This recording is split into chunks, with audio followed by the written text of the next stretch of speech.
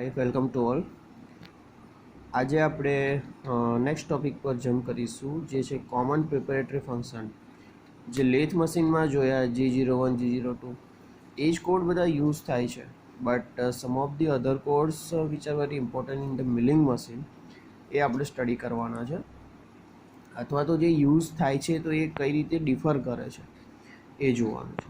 તો સૌથી પહેલાં પ્રિન્સિપલ પ્લેન સિલેક્શન આવે છે. એમાં છે XY, XZ અને YZ પ્લેન. XY, XZ અને YZ પ્લેન, G17, 18, 19. તો એ કઈ રીતે યુઝ થાય છે કે તમારે લેથ મશીનમાં તો બે એક્સિસ હતી એટલે આપણને ખબર પડી જાય છે કે આપણે બે એક્સિસમાં જ કામ કરવાનું છે. પણ મિલિંગ મશીનમાં કેવું છે કે તમારો જો રેક્ટેંગલ બ્લોક હોય તો એની ઘણી બધી સાઈડ થઈ જાય છે. તો એ રેક્ટેંગલ બ્લોકને આપણે જો આવી રીતે ત્રણ એક્સિસ છે અને આવી રીતે એને પુટઅપ કરીએ છીએ એક્સ, વાય અને ઝેડ, તો સમજો કે મારે બોટમ લેવલ પર કામ કરવું છે, રાઈટ, અથવા ટોપ લેવલ પર, ટોપ સરફેસ છે અથવા બોટમ સરફેસ છે, એ સરફેસ પર મારે કામ કરવું છે. તો મેં કયા પ્લેનનો યુઝ કરીશ? તો કઈ બે એક્સિસ યુઝ થશે? એક વાય અને એક એક્સ. તો એ પ્લેનમાં જ્યારે આપણે કામ કરવું હોય ત્યારે XY પ્લેન સિલેક્શન કરવું પડે, એટલે G17 કમાન્ડ આપવો પડે.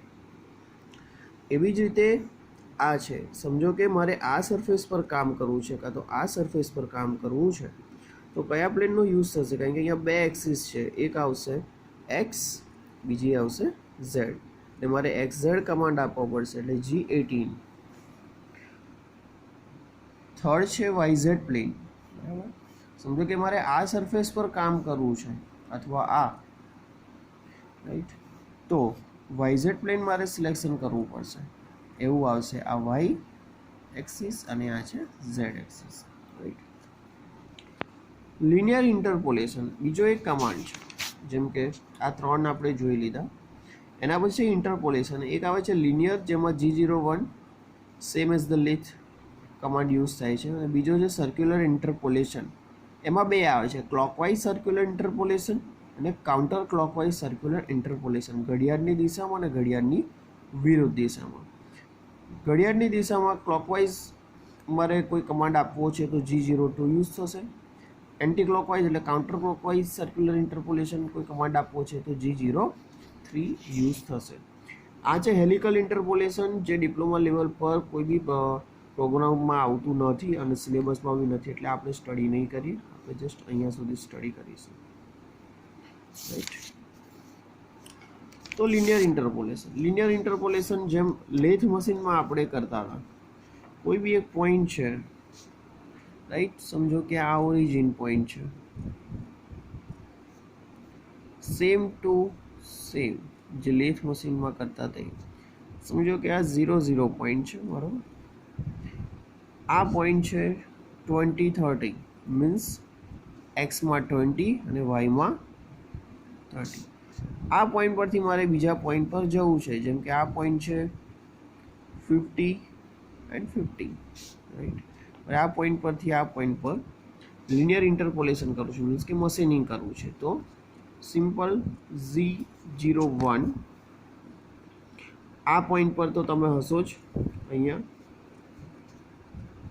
તેનું નેક્સ્ટ પોઝિશન પર તમે જ્યારે G00 કરો છો, રેપિડ ટૂલ ટ્રાવેલ્સ કરાવીને એક્સ જે છે 20, વાય 30 અને G01 કમાન્ડ યુઝ કરો છો, એટલે એન્ડ કોઓર્ડિનેટ આપવા પડશે.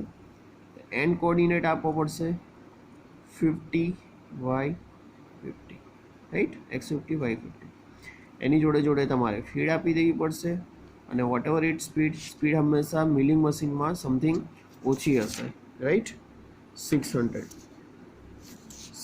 to 700, અને ફીડ વધારે હશે, એટલે આપણે ફીડ અહીંયા 0.2ની જગ્યા ઉપર કેટલું મેન્શન કરી દઈએ? Something 50, right. સ્પીડ આપી દઈએ 600, end of block, got it. તો ધ લિનિયર ઇન્ટરપોલેશન થાય છે, ઓકે. પછી એક છે ક્લોકવાઇઝ સર્ક્યુલર ઇન્ટરપોલેશન. એમાં બે કમાન્ડ આવે છે, એક G02 અને બીજો છે G03. G02 યુઝ થાય છે ક્લોકવાઇઝ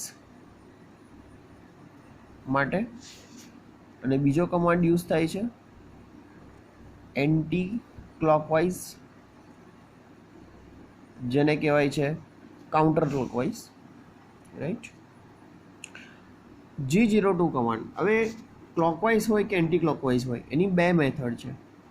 પહેલી મેથડ છે આર્ક વેક્ટર મેથડ અને બીજી મેથડ છે આર્ક રેડિયસ મેથડ. એવી જ રીતે એન્ટી ક્લોકવાઇઝમાં એક મેથડ છે આર્ક વેક્ટર મેથડ અને બીજી છે arc radius method.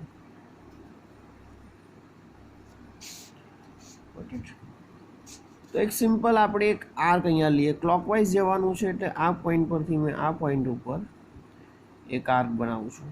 What it, આ મારો P1 પોઈન્ટ છે, આ મારો P2 પોઈન્ટ છે, આ મારો ઓરિજિન છે.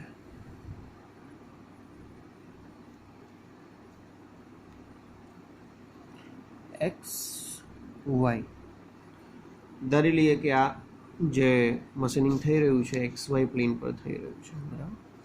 P1 પોઈન્ટના કોઓર્ડિનેટ મેં લઈ લઉં છું 50 50, રાઈટ.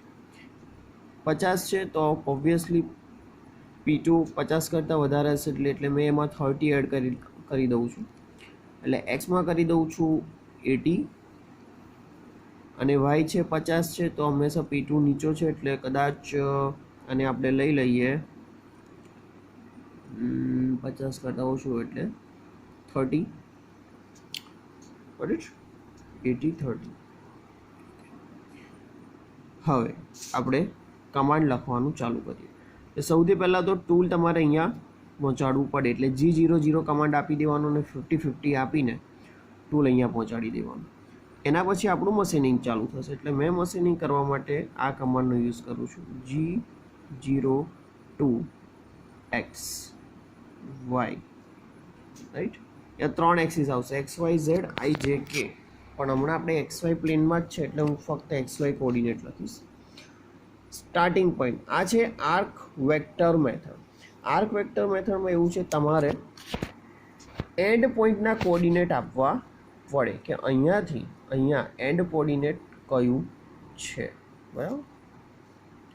તો એન્ડ પોઈન્ટના કોઓર્ડિનેટ કઈ રીતે આપીશ તો કે 50 50 પર તો છે જ આપણે G02 G00 કરીને આપણે P1 પર ટૂલ લઈ આવ્યા છે. હવે આપણે એન્ડ પોઈન્ટના કોઓર્ડિનેટ આપીશું.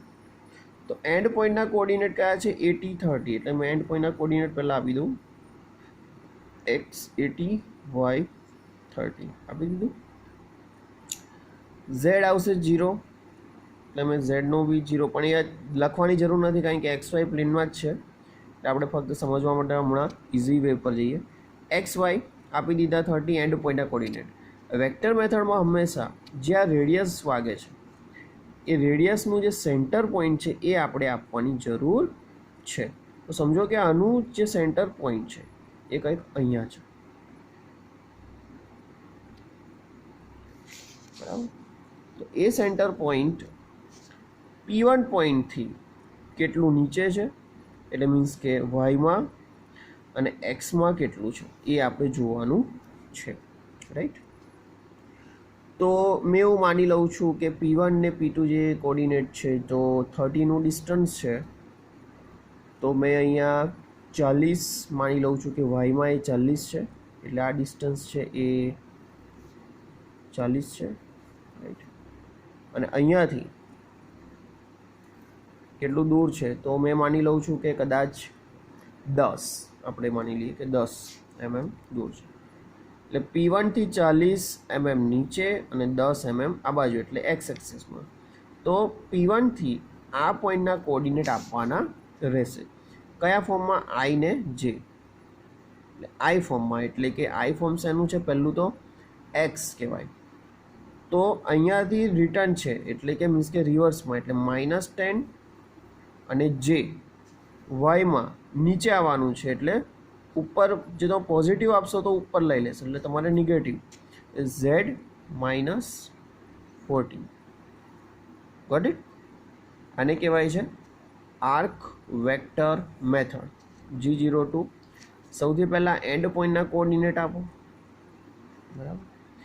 એના પછી આઈ જે મીન્સ કે જે રેડિયસ જ્યાંથી અહીંયા વાગવાની છે એ રેડિયસનો સેન્ટર પોઈન્ટના કોઓર્ડિનેટ ક્યાંથી? P1થી, એટલે I -10 J -4T, right? And of block.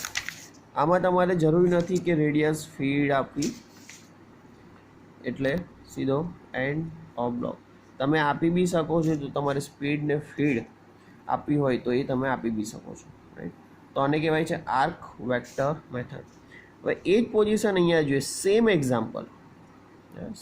એક્ઝામ્પલથી મેં અહીંયા મૂવમેન્ટ આપું તો G02 આ પોઈન્ટ છે, ending point same to same રહેશે, કારણ કે એન્ડ પોઝિશન પર તો ટૂલ આપણે લઈ જવાનું છે, એટલે x80 y30. બરાબર. હવે આમાં આઈ અને જે નહીં, હવે કહેવાય છે આર્ક રેડિયસ મેથડ. એટલે તમારે અહીંયાથી કેટલી રેડિયસ છે એ ડાયરેક્ટ એને કહી દેવાનું છે, રાઈટ? તો મેં અહીંયા માની લઉં છું કે x50 છે, 40 છે, રાઈટ? અને રેડિયસ આઈ થિંક હશે 45 સમથિંગ. મેં સીધું અહીંયા રેડિયસ 45, ગોટ ઇટ,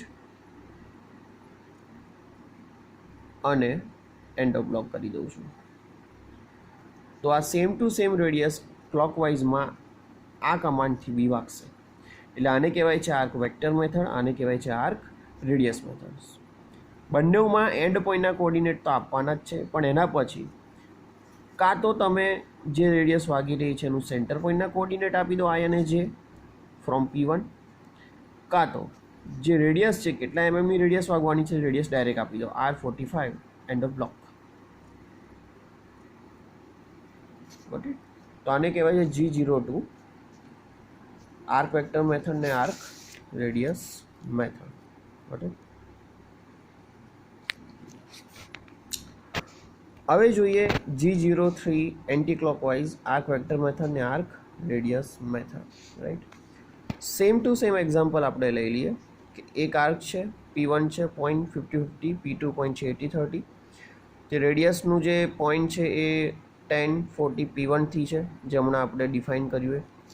કાં તો એક નવો જ એક્ઝામ્પલ લઈ લઈએ તો તમને વધારે સારી રીતે ખબર પડશે. પોઈન્ટ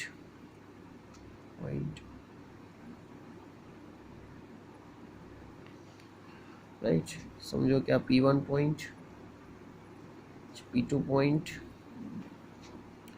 સમથિંગ, સમજો કે આ છે આપણો ઓરિજિન. મેં એમના ફિગર દોરવામાં ધ્યાન આપું છું, એટલે મોબાઈલની પોઝિશન મે બી ડિફર થઈ શકે છે. વાય એક્સ પોઝિટિવ, બરાબર. સમજો કે આ 50 છે, 80 લઈ લઈએ, x80 y30, x80 y30. અહીંયા આપણે એક્ઝેક્ટલી આ પોઝિશન ડિફાઇન કરીએ તો 80માંથી 30 જાય એટલે 50, એટલે અહીંયા P2 ને આપી દઈએ x50, અને yમાં એક્ઝેક્ટલી આપણે આ 30ની રેડિયસ આપવાની છે, એટલે y જે છે એ 30 + 30 એટલે 60 અને આપી દઈએ. તો સમજો કે P1 80-30 છે, P2 50-60 છે, રાઈટ? અને એનો જે સેન્ટર છે કોઓર્ડિનેટ એ અહીંયા જ છે એક્ઝેક્ટ, બરાબર છે? એ રેડિયસ કેટલાની થશે? 30ની. અને આ પોઈન્ટના કોઓર્ડિનેટ તમારે પહેલાં ફાઇન્ડ કરી લેવાના. તો કેટલા થશે? અહીંયાથી, નહીં કે અહીંયાથી. તો અહીંયા સીધું ખાલી એક્સમાં જ માઇનસ તમારે 30 જ લેવાનું છે, વાયમાં કોઈ મૂવમેન્ટ કરવાની છે નહીં, એટલે 0. તો હવે સમજો કે અહીંયા મેં G03 આપું છું કમાન્ડ, એન્ટી ક્લોકવાઇઝ. તો સૌથી પહેલાં G00 કમાન્ડથી રેપિડ મૂવમેન્ટ કરાવી દેવાની P1 પોઈન્ટ પર, રાઈટ. પછી એન્ડિંગ પોઈન્ટના કોઓર્ડિનેટ આપવાના. એન્ડિંગ પોઈન્ટ કયો છે? 50 60. એટલે મેં આપું છું 50 y x50 y 60. હવે આ છે આર્ક વેક્ટર મેથડ. એટલે અહીંયાથી આપણે શું આપીશું? આ પોઈન્ટના કોઓર્ડિનેટ આપીશું. એટલે I એક્સમાં -30 અને વાયમાં 0. Sorry, IJ. It's very hard to holding the mobile and writing the programming. G03 x50 y60 IJ -30 J00, right. સીધો એન્ડ ઓફ બ્લોક કરી દો એટલે એન્ટી ક્લોકવાઇઝ સર્ક્યુલર ઇન્ટરપોલેશન આપી દેશે. સેમ છે G03 arc radius method. Coordinate x50 y60. Direct તમારે radius આપી દેવાની. તો રેડિયસ કેટલી છે? 30. તો ડાયરેક્ટ રેડિયસ આપી દો. તમારે સ્પીડ આપવી હોય, ફીડ આપવી હોય તો આપી શકો છો. Got it? તો clockwise, anti clockwise, G02 command, G03 command. બંનેમાં બે method, arc vector method, arc radius method. Arc vector method, arc radius method. Arc vector મેથડમાં એન્ડ પોઈન્ટના કોઓર્ડિનેટ આપ્યા પછી જે રેડિયસ વાગવાની છે એ સેન્ટરના કોઓર્ડિનેટ આપવા પડશે I અને J ફોર્મમાં. એટલે કે જે સ્ટાર્ટિંગ પોઈન્ટ છે એના રેફરન્સથી. અને આર્ક રેડિયસ મેથડમાં એન્ડ પોઈન્ટના કોઓર્ડિનેટ આપ્યા પછી રેડિયસ 45 ડાયરેક્ટલી રેડિયસ આપી દેવાની. Same way here. બરાબર? બહુ સિમ્પલ છે. મિલિંગ મશીનમાં આ કમાન્ડનો મેક્સિમમ યુઝ થાય છે. હેલિકલ ઇન્ટરપોલેશન આપણે ડિપ્લોમા લેવલ પર યુઝ કરતા નથી, એટલે હમણાં ખાલી આટલું યાદ રાખવાની જરૂર છે.